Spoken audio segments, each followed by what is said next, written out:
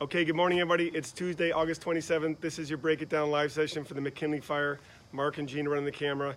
A bunch of firefighters walking in the hallway. We're actually at the command post here, and it's like thick fog, smoke, inversion soup. So this is actually a travel advisory warning.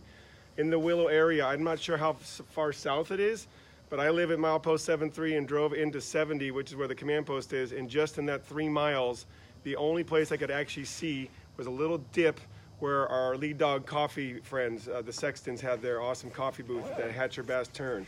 Everything else is super thick. I talked to Mark Leffenbein, the meteorologist, and what he says is that this is a smoldering ground fire mixing with the cold inversion air that's got moisture in it. We always get these ice fogs here in Willow, but with all that smoldering going on 3,300 acres, it's mixing in. This is not Swan Lake fire.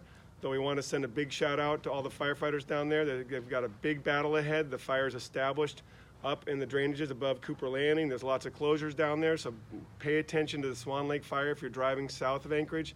If you're driving north of Anchorage, our way, towards Fairbanks, if you're coming through Willow to Talkeetna and through the fire area, the 45-mile-an-hour speed limit is too fast right now. I can assure you. Driving down here, I looked at 45, and the amount of fog and smoke in there, and it just wasn't working. It was way too fast at 45. So every night we have a ritual here where we try to give you an update. Gina and Mark were here last night, as you saw, and then I edit it and put it online or what have you. And I talked to Karen Scholl, the ops chief, and her concern every night is the same. She's worried about the driving. I always ask her, Karen, how are we doing? And she has a long face, and she says, driving, near misses, people driving too fast. We're still working hard. We're only at 67% containment, which yes is good news, but there's a lot of work after even one piece of line is contained. It doesn't mean we pick up and move from it. We have to work those areas for days and days and days to start getting depth. We get our line, we get mop up, we get a little bit of containment, but then we need depth. Why do we need depth? In case the wind kicks up here later, next week, the week after, when our team is rotating out, because we are on a 2-week rotation. So Sunday will be the last day for the Alaska team here. A Type 2 team is coming in to replace us. So after us, there's going to be another team here, and when the wind kicks up, they need us to achieve depth. You want us to achieve depth. We have to keep working every aspect of this fire, and that means we have fire trucks, fire engines, fire crews everywhere.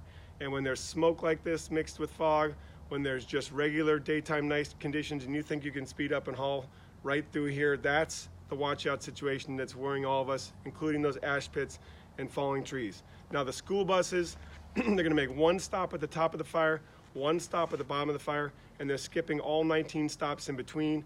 Yes, that's inconvenient. Yes, that means certain families who have re-entered are going to have to deal or adjust, but there's no way that we're going to just sort of let the kids be exposed to these hazards until we can reduce them down to nothing. Just to reiterate from last night's questions, how long will the firefighters be here? We are here. We got 565 firefighters. We've got a lot of crews out there. They're going to continue to work. Any questions coming in or maps or cool things? No, but do you want to go ahead and touch on the containment again? Right, so 67% containment. We broke that news last night. We're the kind of team that as soon as we get that information, we're going to share it with you. Normally, that gets sort of put in line for the morning news cycle. We broke the news last night. We've added containment on the whole southern end. I know I don't have a map behind me because I want to show you this thick soup of fog. It's not some set. There's not a smoke machine here. This is real. This is downtown Willow, Alaska, live on Tuesday, August 27th. And look at that. Can you guys see in the camera? Is it, if I disappear into this fog, is it real? So why are there tents up here? This is where we camp. This is where some of the overhead, what we call overhead, are the people who are in charge of making sure those bulldozers and helicopters and support engines get paid, making sure the crews and their time reports are logged so they get paid. So that's what a lot of the folks in here do, the mapping, the security and logistics planning. And then over at our other fire camp, which is closed, it's not open to the public, we have 500 firefighters camping as well. So you're seeing a little bit into our life. Community meeting tonight at 6:30. Anything else for us to address? And that will be more of a recovery meeting where we're going to do a little bit of a fire update because we are increasing that containment. We are getting where we want to be, at least on the perimeter, as opposed to last week where we had to sort of triage this whole huge fire and try to keep it from bulging out everywhere. But tonight it'll be more about recovery, getting rid of the debris and woody waste, the metal, the hazmat, working with a caseworker to get that that process of recovery started. So see us here at Willow. We're also planning a meeting Wednesday in Talkeetna. We definitely never forget about our Talkeetna and Northern Caswell friends and evacuees. We always have a PIO that goes north, Public Information Officer.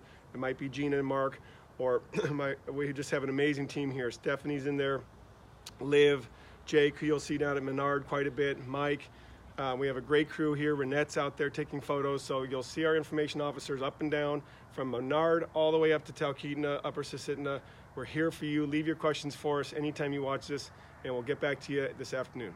How about a reminder on MEA is out there working hard. It's still trying to get the utilities up and running in areas. So Matanuska Electric Association has been engaged in re-energizing this line for now 4 straight days. We have created what's called a utilities group, which means the fire has prioritized assisting MEA in any possible way with any of our equipment. That might be feller bunchers, excavators, hand crews, engines, and specialists to assist them as they're moving down the lines, to remove as many trees as we can for them, to provide that expertise so that MEA can move faster. So they've added about 100 to 150 taps a day.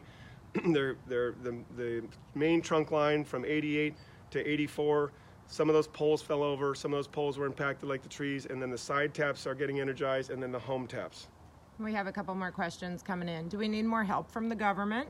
So Senator Murkowski was here asking the exact same question yesterday. The Alaska state has passed the funding for recovery, and then what the feds will do is, if that Alaska state fund is completely exhausted, then FEMA gets involved, just like the earthquake. In terms of prevention, in terms of fuel breaks, fire-wise, community resilience, we could always use more of pre-planning so that we have more defensible space to work in. We want to protect your home. We want to be there for you. And when we work around a home that's been prepared or a community that has fuel breaks, that always helps us out. We have another one coming in. I'm not real sure what it means, but it says, please tell us more about the spot on Caswell Lakes Road.